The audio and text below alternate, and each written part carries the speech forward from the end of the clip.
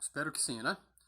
Os tempos andam difíceis, andam bicudos, e nessa situação que a gente está passando aí de problemas sanitários e de saúde, com o vírus pegando todo mundo, essa pandemia, pandemônio, né? Tem gente se preocupando mais em cercear a liberdade dos outros com inquérito ilegal, em caça às bruxas, do que com o necessário. Então, onde que esse povo quer chegar? Caçando liberdade de todo mundo, essa caça parcial de direitos, porque de um lado aí está fazendo discurso de ódio, basta você apoiar o governo não por ideologia, mas porque você quer que o país dê certo, né? Então basta você apoiar o governo porque você está vendo que coisas boas estão acontecendo e você quer que o país continue dando certo, aí é discurso de ódio. Agora, o outro lado ali, a canhota, não. Eles são o ódio do bem. Então eles podem falar o que eles querem, ninguém é perseguido, ninguém é responsabilizado, destroem reputações e fazem o que querem. Quer dizer, quem é que garante tudo isso para eles? É essa composição do STF que a gente tem, esses 11 urubus que estão lá, né? É a pior composição, todo mundo diz, é a pior composição que o STF brasileiro já teve até hoje, com as suas decisões draconianas, tá certo? É um Supremo Tribunal bolivariano, né? Ele foi construído para ser assim. Ele foi formado ao longo dos governos do FHC, do Lula e da Dilma para ser o que ele é.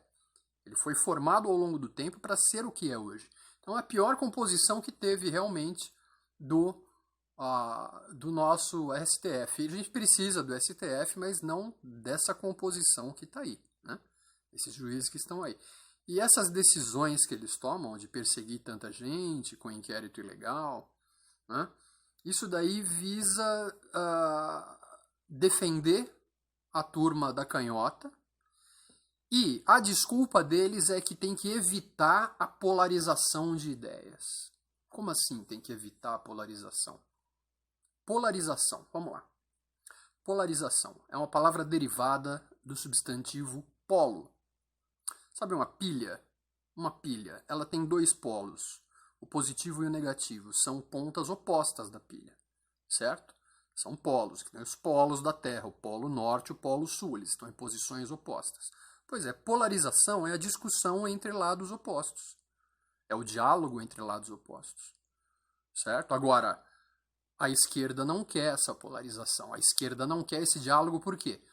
Eles estão acuados, e um animal acuado é perigoso. Um animal acuado é extremamente perigoso. A esquerda está se sentindo acuada. Por quê? Porque olha só, faz 50 anos que a esquerda fala sozinha. Aí, no panorama cultural e político do Brasil. Tá?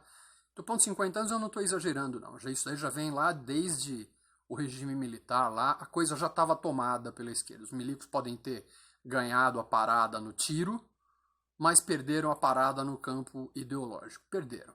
Né? Em pleno regime militar, os jornais, as redações de jornais, as escolas, as universidades já estavam tomadas pelos ideólogos progressistas.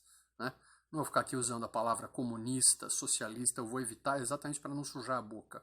Então vamos falar de progressismo. Progressismo, né, é o autodenominado progressismo, é a posição da esquerda e extrema esquerda, eles se denominam progressistas.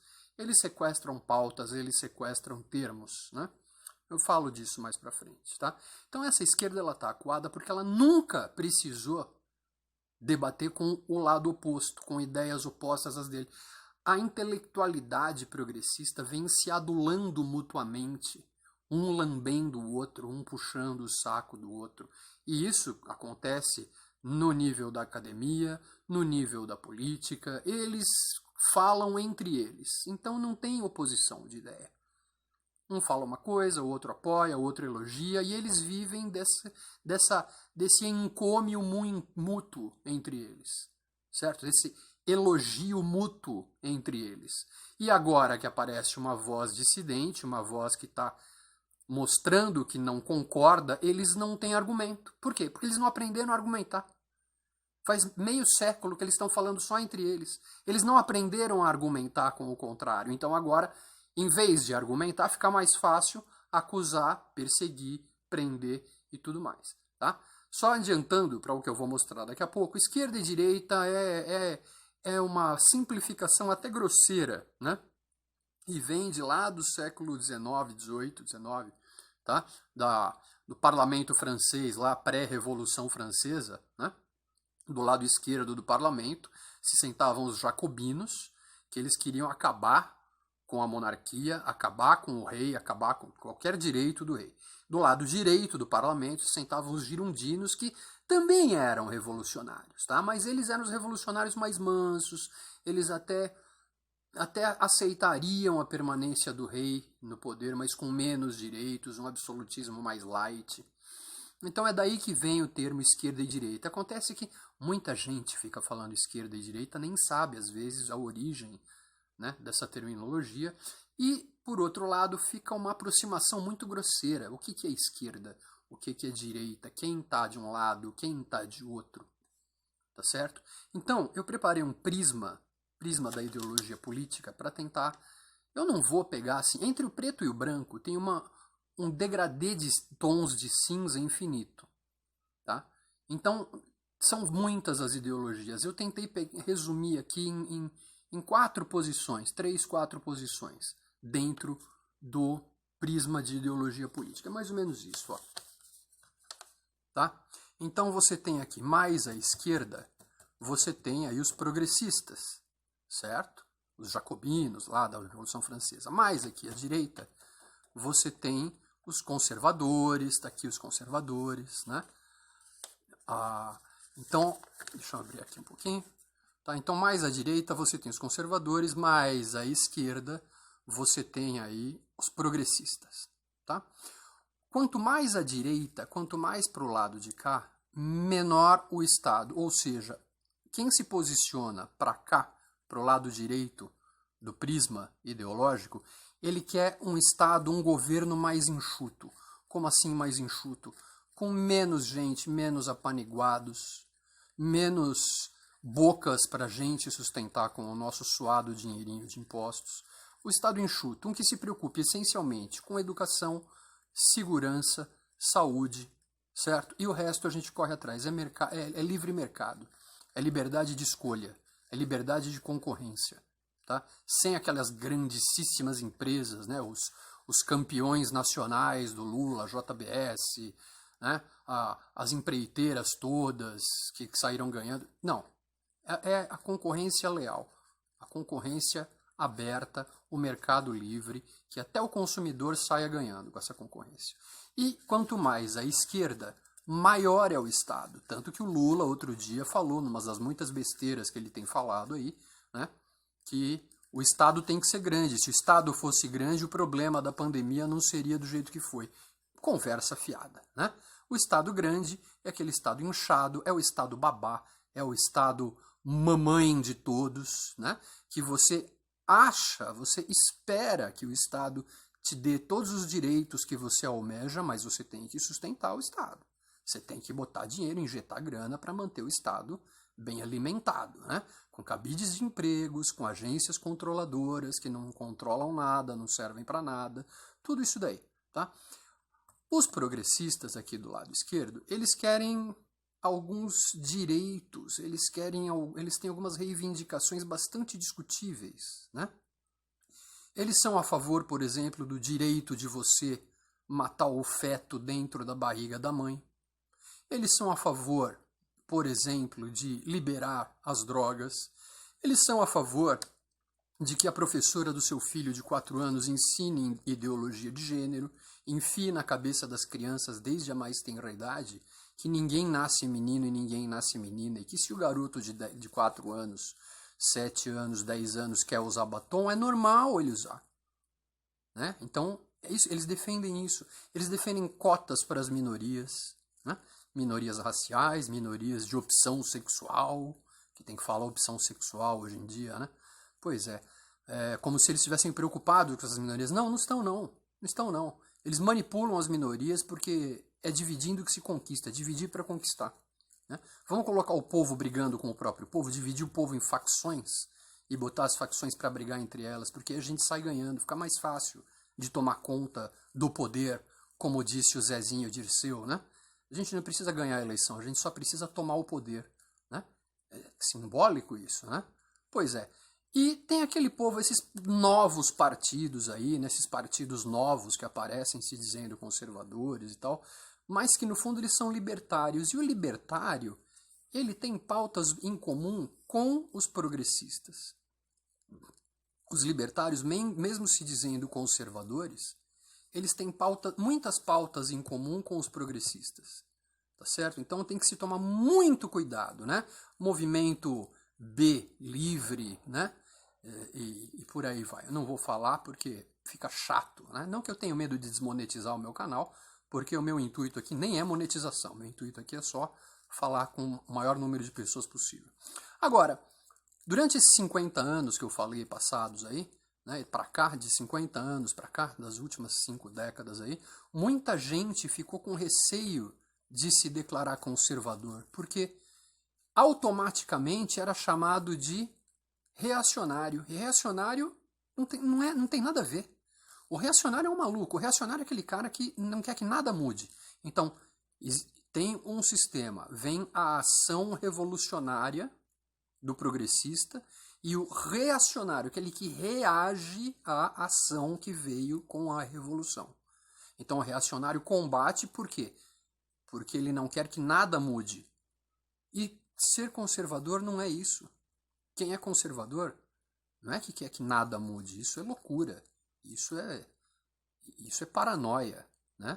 O conservador quer sim mudanças, o conservador é um reformista, mas ele quer reformas seguras, ele não quer que se metam os pés pelas mãos, como os revolucionários querem, como foi feito diversas vezes ao longo da história da humanidade, por exemplo, na Revolução Francesa, né? Em que o filósofo e o intelectual progressista, ele decide ali na mesinha da escrivaninha dele, do escritorinho dele, ele decide ali, inventa e decide uma tese, uma ideia, uma teoria muito bonitinha no papel. E aí depois ele pega essa teoria e quer enfiar a realidade dentro dela na marra. É a mesma coisa que você manda fazer uma roupa no alfaiate, quando você vai experimentar a roupa, ela não serve em você. Aí o alfaiate resolve fazer as mudanças no seu corpo e não no terno, não a roupa que ele fez. Percebeu? Não, vamos mudar o corpo do cliente aqui. Não pode mexer no terno. É o que os revolucionários fazem. Vamos enfiar a realidade dentro da nossa teoria maluca. Tem que dar certo porque eu estou do lado do bem. Quem está contra mim é do mal, porque eu sou do bem. Percebeu? Aí você me pergunta, mas espera aí, não está faltando aí aqueles chamados anarquistas e anarcocapitalistas? Pois é, você deve ter visto em algumas das manifestações democráticas, entre muitas aspas, né? Gente com bandeira com a foice e o martelo e do lado ali outro cara com a bandeira da anarquia, aquele A dentro do círculo e tal, né?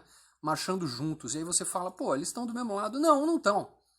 A única coisa que eles têm em comum é que os dois são revolucionários. Os dois querem quebrar tudo para começar tudo do zero. Vamos jogar o passado no lixo e começar de novo, porque nós estamos certos.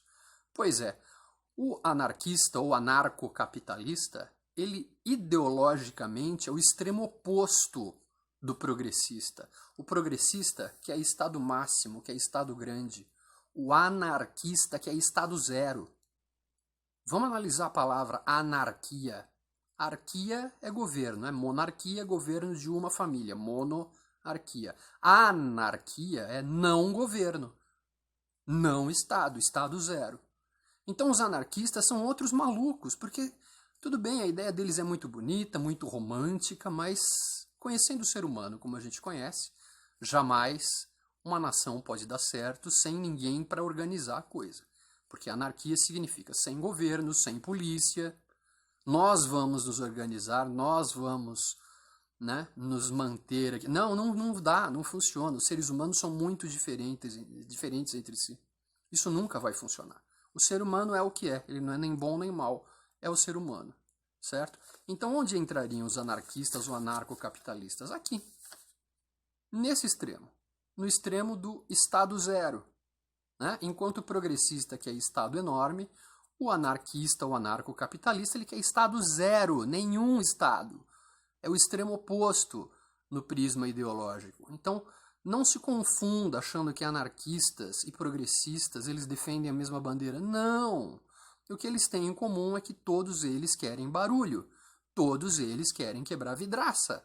Todos eles querem botar tudo abaixo para começar tudo do zero. E não é assim que funciona. Ou você acha que é?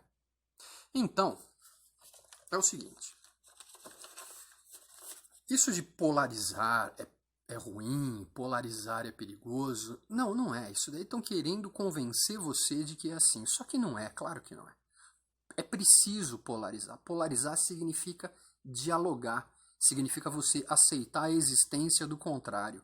Você está em um polo, o seu opositor está no outro polo. E vocês vão conversar numa boa. Não precisa se degladiar, não precisa enfiar o dedo no zóio, puxar cabelo. Né? Não precisa de violência. Você não é evoluído, você não é um ser humano evoluído, então você pode falar.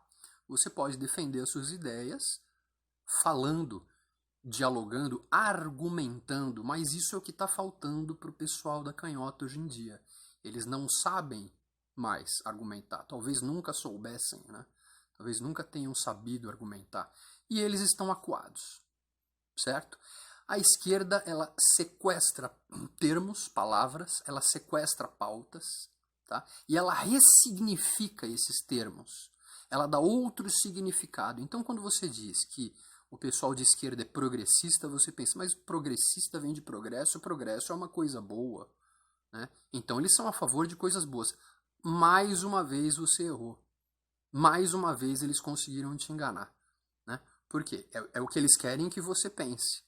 Mas que progresso é esse que quer ignorar o passado, ignorar as experiências que vêm dando certo ao longo da história, para botar em prática uma teoria absurda que só funciona na cabecinha baldia deles, como diria o Augusto Nunes? Né? Então eles sequestram termos, eles sequestram pautas, eles sequestram ideias e ressignificam tudo isso, eles dão outro significado. Vai aqui uma dica de leitura, que todo mundo vem falando muito nesse livro, não custa bater de novo nessa mesma tecla. É o livro 1984, do George Orwell. Tá? E lá você vai aprender o que é essa ressignificação de ideias, esse dar outro significado, às vezes até oposto para a ideia que você está sequestrando. Você vai lá, vai ver ele falando lá da nova língua que estava surgindo ali naquela sociedade. Você vai ver ele falando do dupli pensar, nova língua. Procura esses termos, está tudo bem explicadinho ali dentro do contexto do romance. E é um livro que você tem que ler de tempos em tempos. Não interessa como está o país, não interessa como está a sua vida. Eu costumo ler esse livro pelo menos a cada 3, 5 anos eu releio. Já reli muitas vezes. E é impressionante o quanto você constata que as coisas descritas ali naquela ficção estão acontecendo de verdade. Aconteceram ontem. Estão acontecendo agora. Então procura ler esse livro. Procura entender direito. O autor George Orwell, ele era progressista, ele era de esquerda, percebeu a besteira que estava fazendo e resolveu se redimir. E aí ele escreve Revolução dos Bichos, que é outra obra-prima, virou até filme, parece um filme infantil porque os animaizinhos falam, parece uma fábula, né? Os animais da fazenda falam, mas não é infantil. E escreveu 1984. Então, 2 dicas de leitura preciosas, livros que precisam ser lidos, independentemente do que você já tenha lido. Não é difícil, você vai entender, não tenha medo. São livros eternos, você precisa conhecer. Tá ok? Então, fique à vontade para dar o like ou dislike, fique à vontade para comentar o que você quiser, ver se você está inscrito no canal ainda, tá? E assim eu não me preocupo com monetização, não. Meu intuito aqui, isso aí pode ser até uma consequência agradável, mas eu não espero e nem planejo. O que eu quero aqui é conversar com vocês sempre sobre alguma coisa da qual a gente precisa falar. De uma maneira simples, de maneira fácil de entender. Tá ok? Um grande abraço, hein? Até a próxima.